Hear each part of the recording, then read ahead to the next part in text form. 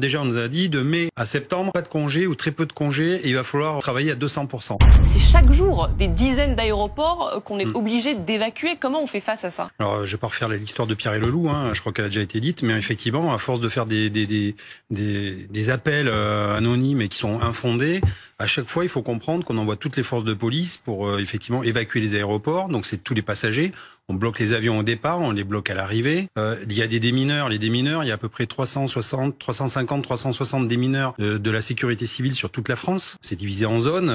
On a juste le compte, j'allais dire déjà, pour s'occuper dans un temps normal des alertes.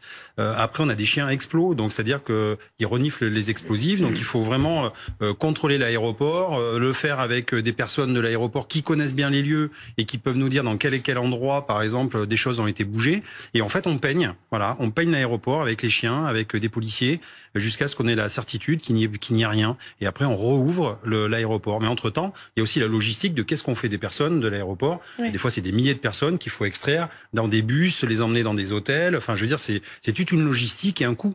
Ouais. Un coût, on a une idée d'ailleurs du chiffre. Alors non, j'ai pas, moi je vais pas vous dire le coût, mais en fait, imaginez un petit peu, vous déplacez des personnes, vous bloquez des avions. On sait très bien qu'il y a des amendes d'ailleurs, souvent pour les compagnies qui ne respectent pas les horaires. Il y a des avions qui arrivent, qui peuvent peut-être pas atterrir. On est obligé de les détourner vers d'autres aéroports. Enfin, imaginez un peu le bazar que c'est pour un coup de fil. Linda Kebab sur notre plateau, qui est l'une de vos collègues, expliquait qu'on n'aura peut-être pas les moyens, les policiers n'ont pas les moyens de lutter en fait face à cette situation de menace très forte, n'auront pas les moyens de tenir jusqu'au JO. Ça, c'est quelque chose que vous ressentez? Est-ce que vraiment, voilà, la police se retrouve désemparée et ça va être compliqué? Écoutez, il faut revoir les séquences depuis le début de l'année quand même. On s'est tapé une réforme des retraites où il y a eu énormément de policiers blessés.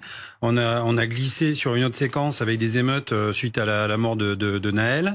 Là, on a la Coupe du Monde de rugby. Donc en fait, toutes les compagnies de CRS, les gendarmes mobiles, tous les collègues sont à 100% depuis janvier. Et là maintenant, on a une grande menace terroriste, là où on pourrait souffler justement. Et en fait, on embraye sur le 80e anniversaire du débarquement en juin et derrière les JO. Donc déjà, on nous a dit de mai à septembre, pas de congés ou très peu de congés et il va falloir travailler à 200%. Donc oui, la tête de mes collègues en ce moment, elle est préoccupée par ça. Comment on va faire l'été prochain pour faire garder nos enfants? Personne n'est capable de nous dire dans l'administration toute la logistique qu'il va y avoir. Où est-ce qu'on va être logé? Enfin, c'est les gamelles et les bidons, mais qui ont les policiers ont besoin d'avoir ce cerveau vidé de tout ça, de tous ces problèmes logistiques pour travailler correctement. Et aujourd'hui, on est dans l'incapacité d'avoir une réponse. Et en revanche, je suis d'accord avec Monsieur Kerry, je veux dire, tous les policiers tous les jours, on mouille l'uniforme parce que justement on veut éviter qu'il y ait des attentats et on veut que les gens puissent vivre paisiblement. Et moi ce que je vois c'est qu'il y a des députés en ce moment et des sénateurs, le temps tourne, l'agenda, nous sur le terrain on a besoin d'une loi, on a besoin de lois. Alors elle est peut-être pas parfaite, moi c'est pas moi de savoir si elle est parfaite ou pas, mais il faut se bouger parce que nous policiers on a besoin effectivement de se renforcer juridiquement pour pouvoir faire notre boulot et protéger encore plus les Français.